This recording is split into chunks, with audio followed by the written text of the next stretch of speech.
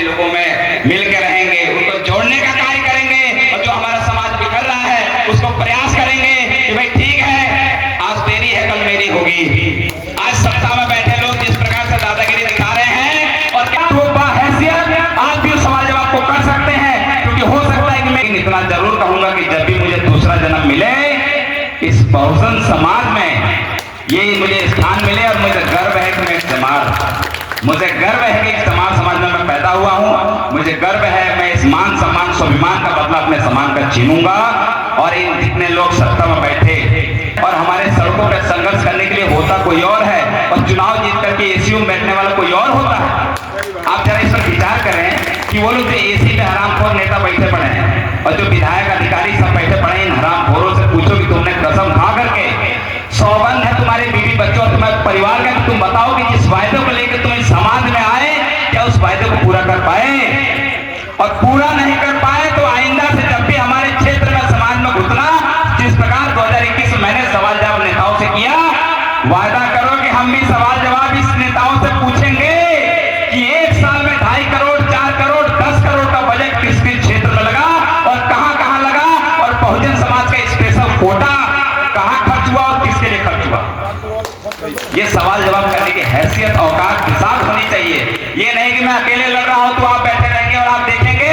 मैं कहता हूं कि जिस प्रकार से मैंने एक विधायक मंत्री या किसी भी नेता से सवाल जवाब किया तो वो बाहैसियत आज भी उस सवाल जवाब को कर सकते हैं, क्योंकि हो सकता है कि मेरी हत्या कल हो सकती है, हो सकता है कि मेरी हत्या कल हो सकती है।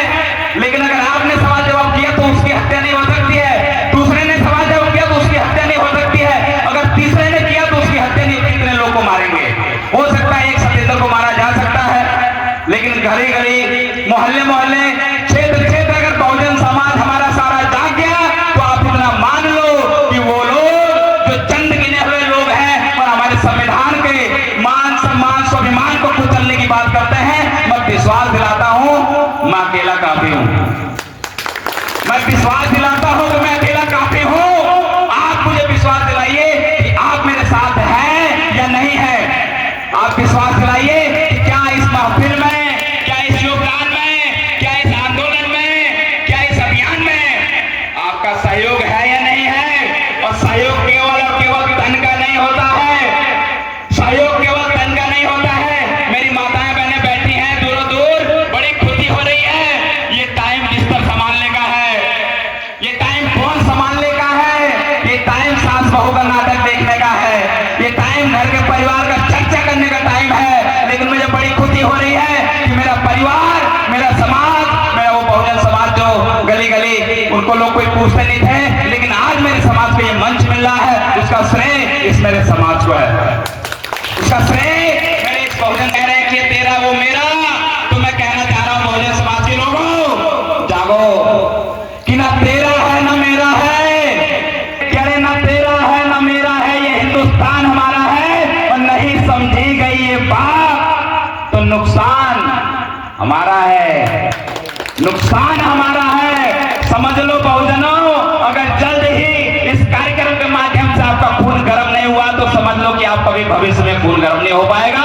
और मुझे पता है ये खून कब गर्म होगा, जब हमारे समाज की क्षति हानि होगी, हमारे लोगों द्वारा कुछ बलियां जाएंगी, तब ये हमारा समाज जगेगा। मेरा अनुरोध है कि प्रत्येक व्यक्ति, बहुजन समाज का व्यक्ति अपने बाबा साहब के मिशन को, कारवा को जोड़ने का कार्य करे। अरे ठीक है, हमें भी पता है धमकियां लोग देते रहते हैं, हम बैठे हैं ना, आप कहिए ना, अरे हमारा संगठन है, जहां आप परेशान रहो वहां हमें याद करो। और मुझे ये कहने की कोई आवश्यकता नहीं है कि भीम आर्मी आप ज्वाइन करो, हम आपके लिए बैठे हैं। जिस दिन आपका बुरा दौर आए उस दिन हम आपके साथ हैं, और जब अच्छा दौर आए तो उसकी जरूरत हमें नहीं है।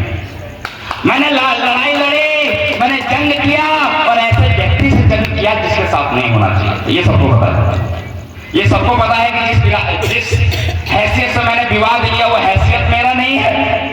भाई मंत्री लेवल के आदमी सबने विवाद किया, वो हैसियत मेरा नहीं है, क्या चुटकी, लेकिन मैं जीवित हूँ। ये मुझे फक्र है, कि ये गर्व है कि जो समय मुझे मिला है मेरे बहुजन समाज की बदौलत मिला है।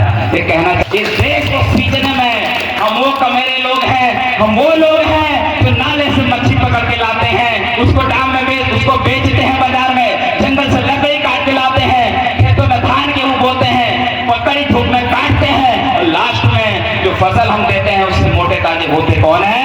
वो बिल्डर्स, बड़े बड़े लोग। और उसके बाद राज हम पे कौन करता है? जो उनके चुने हुए नेता होते हैं वो। और फिर उसके बाद जब आता है हमारी हिस्सेदारी की, तो हमारी हिस्सेदारी परसेंट आता है 0%। मैंने हैसियत लिया, मैंने लड़ाई ली, वो लड़ाई मेरे बराबर की नहीं थी, लेकिन मैंने लड़ाई ली। इसलिए लड़ाई ली कि भाई ठीक है, मैं सवाल कर सकता हूँ। बाबा साहब ने कहा था कि शिक्षा वह शेरनी का दूध है, जो पिएगा वो दहाड़ेगा। भाई मैंने दहाड़ा, मेरी पिटाई हो गई। शिक्षा वह शेरनी का दूध है, जो पिएगा वो दहाड़ेगा। भाई मैंने सवाल जवाब कर लिया जी इस अंदाज में। इतना हवा डाल रहा था कि मंत्री जी के होश उड़ गए थे।